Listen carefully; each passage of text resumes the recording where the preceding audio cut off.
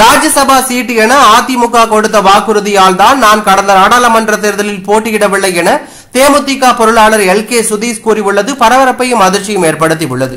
செய்தி நிறுவனம் ஒன்றுக்கு பேட்டி கொடுத்துள்ள LK சுதீஷ், கடந்த நாடாளுமன்ற தேர்தல் கூட்டணி பேச்சுவார்த்தையின் போது தேமுதிகவிற்கு ராஜ்யசபா சீட் தருவதாக வாக்குறுதி கொடுத்தார்கள்.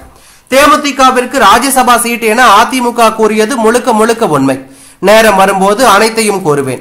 ராஜ்யசபா சீட் என அதிமுக கொடுத்த வாக்குறுதியால் தான் நான் கடந்த நாடாளுமன்ற தேர்தலில் போட்டியிடவில்லை. சட்டமன்ற தேர்தல் கூட்டணி தொடர்பாக கடலூரில் அடுத்த ஆண்டு ஜனவரி 9ஆம் தேதி நடைபெறும் தேமுதிக மாநாட்டில் அறிவிப்போம்.